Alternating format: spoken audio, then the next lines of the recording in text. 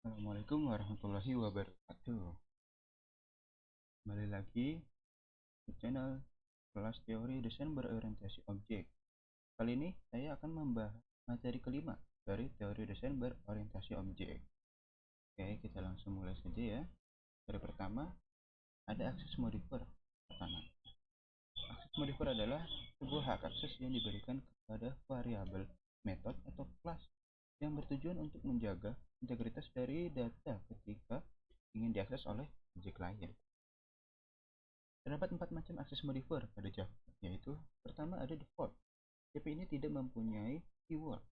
TP ini hanya bisa diakses oleh kelas dalam package yang sama untuk mengakses atribut dan metode pada kelas. Kedua ada public. TP ini memiliki keyword public.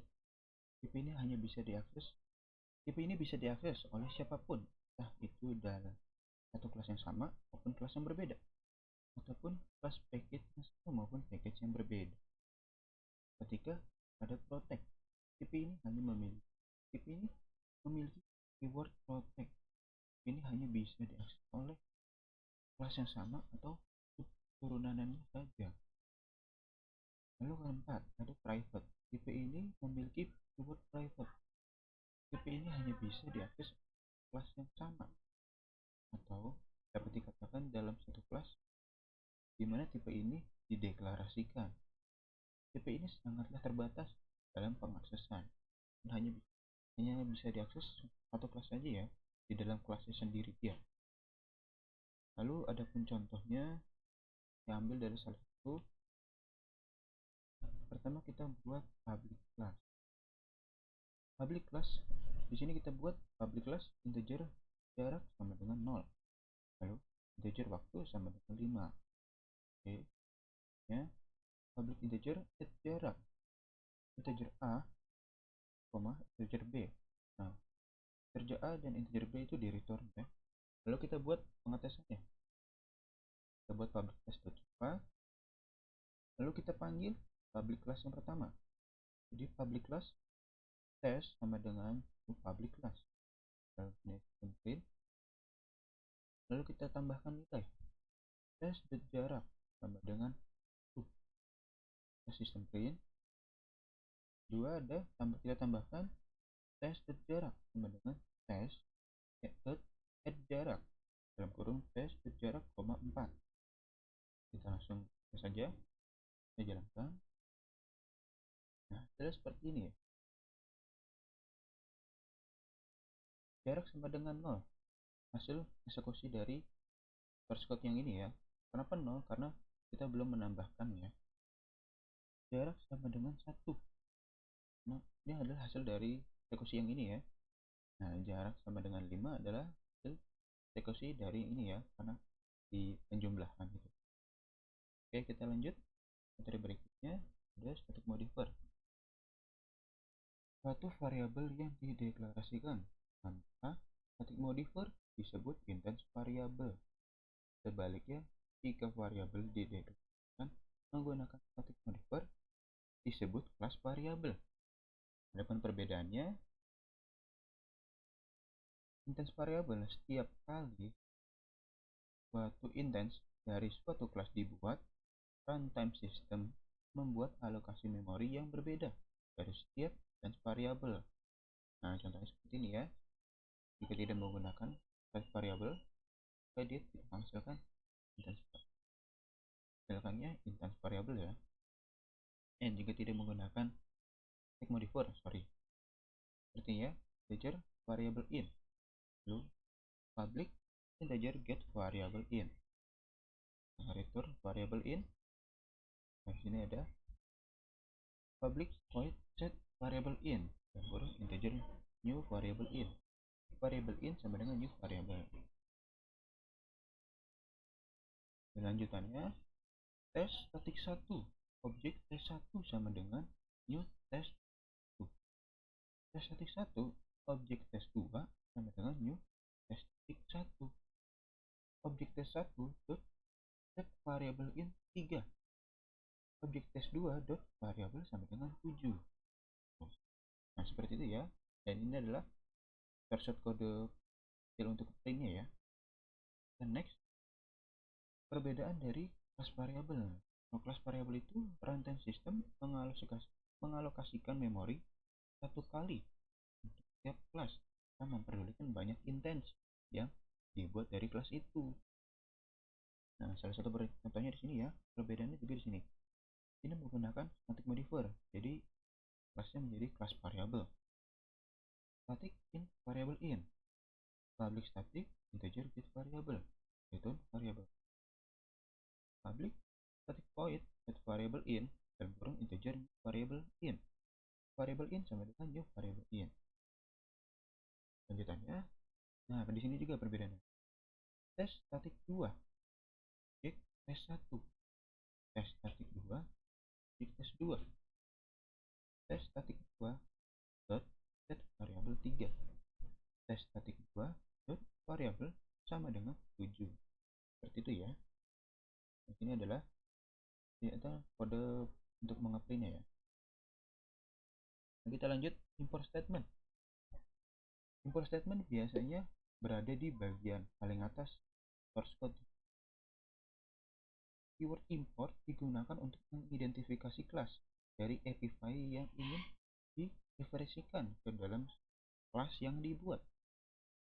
Dapat mengimpor sebuah kelas atau seluruh package. Dapat memasukkan banyak import statement sesuai kebutuhannya. Lalu di sini ada contoh. Import java.util.get. Ini digunakan untuk mengimpor kelas dalam package get. Lalu ada import java.util.bintang. Digunakan untuk mengimpor seluruh yang ada di dalam package ini. Lalu import java.get dan import java.util.calendar yang digunakan untuk mengimpor kelas dari get dan mengimpor kelas dari package get dan calendar. Seperti itu. Import statement mengikuti package declaration dan memproses kelas declaration. Secara default, jika kita tidak memasukkan import, kelas selalu mengimpor java.let.bintang. Jadi dia secara otomatis ya mengimpor java.let.bintang. Catatan, tidak perlu mengimpor kelas lain yang berada dalam package yang sama. Seperti itu. Nah, ini ada contoh kelas student dari kelas student ya. Ini menggunakan import java.lang untuk mengimpor kelas student yang berisikan filenya student ID, nama, SN, GPA, dan full kode. Nah, di sini ada konstruktornya dan di sini ada metodenya. Tuh. Kita next ke kode block. Kode block itu setiap deklarasi kelas berada di dalam sebuah kode blok. Deklarasi metode juga berada di dalam sebuah kode blok. Java field dan metode itu memiliki cakupan blok. Nah, kode blok didefinisikan dengan tanda awalan open bracket seperti ini dan diakhiri dengan tanda close bracket seperti ini. Ya. Nah, di sini ada contoh dari kelas say hello. Ya. Dia diawali dengan open bracket yang berisikan kode bloknya dan diakhiri dengan close bracket. Lalu di metodenya juga diawali dengan open bracket, ada bagian kode blok dan diakhiri dengan close bracketnya. Oke. Nah, kode blok biasa dijumpai pada kelas, metode, conditional statement berupa if dan which, lalu loop statement yaitu ada for, while, dan while. Lalu kita lanjut ke materi selanjutnya, ada control flow statement ya. Di sini ada if versus statement.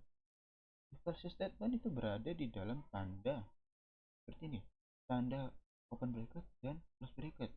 Nah, dia itu ada di dalamnya if itu. Lalu kondisi if yang akan dievaluasi itu ada di dalam tanda kurung seperti ini. Jadi if lalu buka kurung, apa yang akan dievaluasi lalu tutup kurung seperti itu. Nah, contohnya seperti ini ya. If Nah, seperti ini. If ya, statement control if itu berada di dalam open bracket dan close bracket. Nah, habis itu yang akan dievaluasinya di sampingnya di dalam tanda kurung dan kurung ya. Nah, di sini saya akan membahas usia menggunakan control statement if. Yang saya masukkan di sini adalah usia 25. Nah, nanti dalamnya adalah urutannya seperti ini. Jika berusia kurang dari 5 tahun, berarti balita. Jika usianya lebih dari 5 dan kurang dari 16, dianggap anak-anak. Jika berusia 16, lebih di atas 16 dan kurang dari 23 dianggap remaja. Dan seterusnya jika dewasa, jika lebih dari 23 maka dianggap dewasa. Saya menggunakan angka 25. Apa yang akan terjadi? Kita jalankan. Nah, ini akan menghasilkan kata dewasa. Karena yang saya masukkan adalah lebih dari 23, yaitu 25. Apa yang terjadi jika saya masukkan yang berbeda? Misalnya, saya masukkan 18.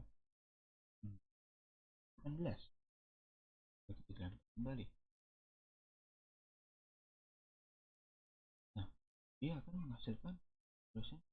Dia akan mengeprint hasil remaja karena 18 tahun ini berada di antara 16 dan 23. Seperti itu ya, kurang lebih.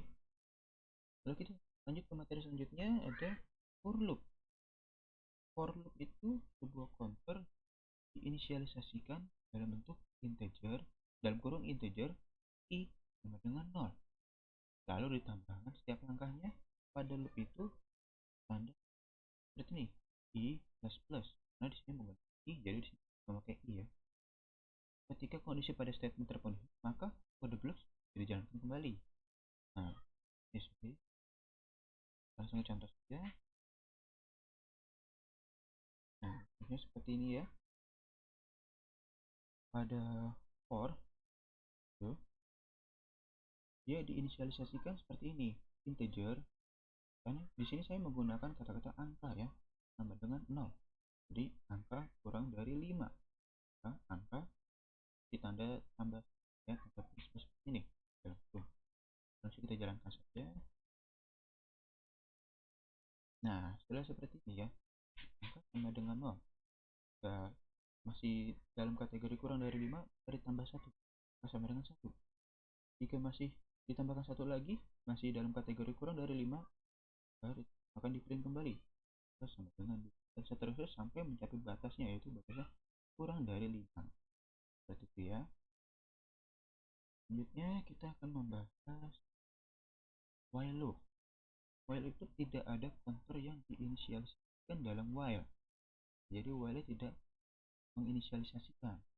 Lalu ditambahkan setiap langkahnya pada loopnya itu sama i plus plus yang pembahasan dan ditambahkan tambahan plus plus ini ya.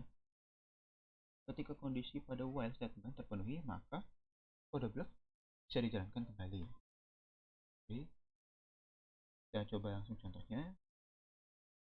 Nah, seperti ini ya while. Nah, integernya terpisah ya. Nih, dia ada di sini. Jadi integer tetap masih di dalam bracket dan close bracket. Integer sama dengan i sama dengan 0. Integer i sama dengan 0. Nah, while apa yang dievaluasi? I evaluasinya ternyata i sama kurang dari 5. Nah, disitu ini sistem printnya. Langsung kita jalankan saja ya. Nah, setelah seperti ini, i dengan 0.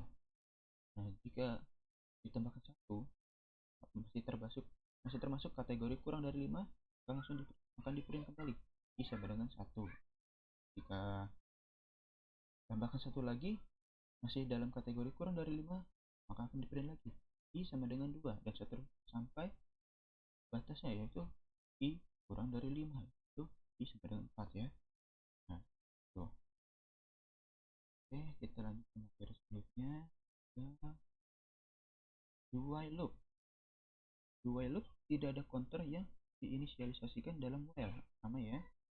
Lalu memiliki kode blok akan dijalankan. Minimal kode blok akan dijalankan 1 kali. Lalu ditambah untuk setiap langkah pada loopnya berupa tanda plus ini ya. Ketika kondisi pada while statement terpenuhi, maka kode blok akan dijalankan kembali. Oke, langsung ke contoh saja. Nah, seperti ini ya. Nah, integernya tidak diinisialisasikan dia. Nah, tapi di sini dia memakai do dalam open bracket yang berupa printannya. Nah, close bracket baru dia memakai while untuk mengevaluasi. Apa yang dievaluasinya? I sama dengan 7. I nya itu apa? I nya adalah 0. Berarti I sama dengan 0 ditambahkan 1 apabila masih kategori dari kurang dari 7, bahkan langsung di print sama dengan 1. Ditambahkan 1 lagi apabila masih dalam kategori kurang dari 7, maka akan di print I sama dengan 2 dan seterusnya ya. Nah, coba kita run. Nah, sudah seperti ini ya. I sama dengan 0 sampai I sama dengan 6 karena I sama dengan yang dievaluasi adalah I kurang dari 7. Seperti itu ya. Oke, itu saja pembahasan dari saya tentang materi kelima dari desain berorientasi objek ini. Mohon maaf jika masih ada yang kekurangan. Karena saya juga masih tahap belajar. Terima kasih. Assalamualaikum warahmatullahi wabarakatuh.